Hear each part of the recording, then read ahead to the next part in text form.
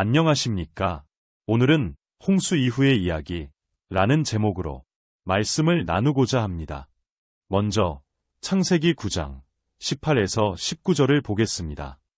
방주에서 나온 노아의 아들은 셈과 함과 야벳이다. 함은 가나안의 조상이 되었다.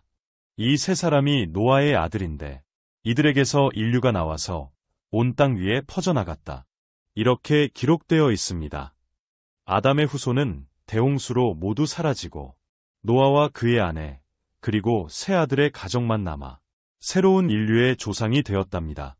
하나님께서 창조하신 아름다운 세계가 인간의 죄악으로 얼룩졌습니다. 그래서 하나님은 죄악에 빠진 인간을 심판하시되 의인인 노아와 그 가족을 통해 새로운 역사를 이끌어 가신다는 것입니다. 이렇게 인간의 죄악, 특히 이스라엘의 죄악과 배반을 지적하고 슬퍼하시며 다시 새로운 의인을 세워 구원의 역사를 이어가시는 하나님의 활동. 그것이 구약성서의 큰 줄기를 형성합니다. 노아의 홍수 이야기도 그런 큰 줄기의 서막을 장식하는 거대한 서사시로 도입된 것입니다. 이성과 과학의 시대에 살고 있는 현대인의 시각으로 볼 때는 너무 유치하고 비합리적인 요소도 많지만 말입니다. 이어지는 본문 21에서 27절을 보겠습니다. 한 번은 노아가 포도주를 마시고 취하여 자기 장막 안에서 아무것도 덮지 않고 벌거벗은 채로 누워 있었다. 가나안의 조상함이 그만 자기 아버지의 벌거벗은 몸을 보았다. 그는 바깥으로 나가서 두 형들에게 알렸다.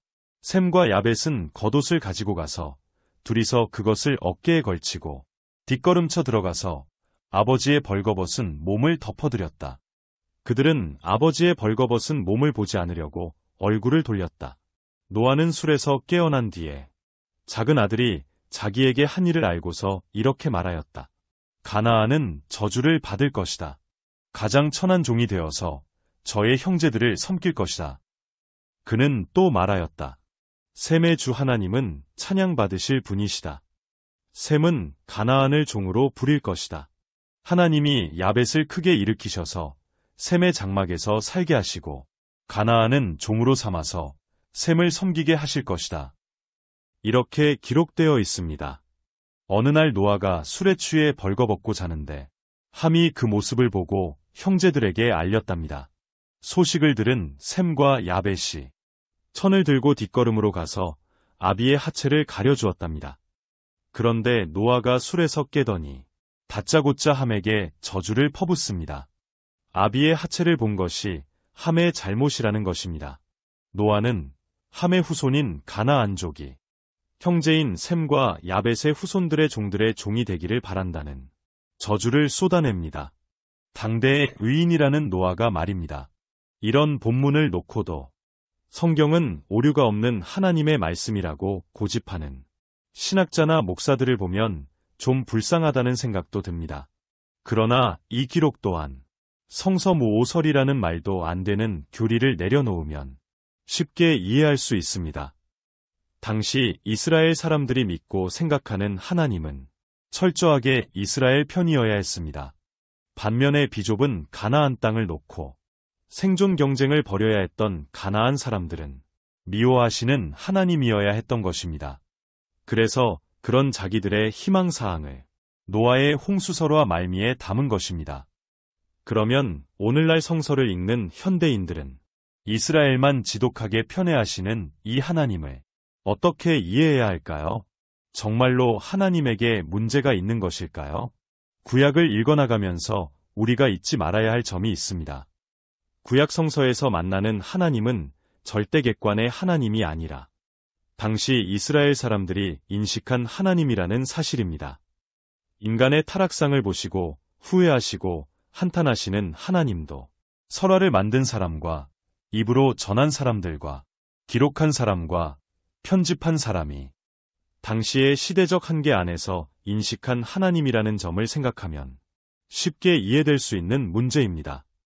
어쨌든 노아의 가족은 새로운 인류의 조상이 되었습니다. 성서의 세계에서 그 이전의 인류는 모두 죽었으니까요. 그러니까 모든 현생 인류는 성서에 의하면 노아의 후손인 셈입니다.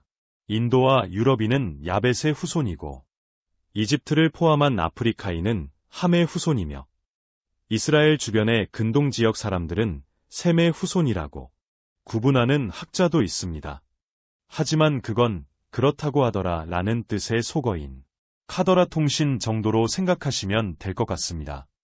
이 족보가 모든 인류를 담아내기에 충분하지 않다는 증거는 우리나라를 비롯한 동아시아인들뿐 아니라 인도를 넘어선 동남아시아와 아메리카 원주민들도 전혀 포함되지 않았다는 사실만 봐도 분명합니다. 당시 이스라엘 사람들뿐 아니라 유럽인과 근동지방 사람들은 히말라야 산맥으로 가로막힌 인도 너머의 동양 지역과 아메리카 대륙에 대해서는 거의 정보가 없었으니까요. 오늘은 여기까지 하겠습니다. 고맙습니다.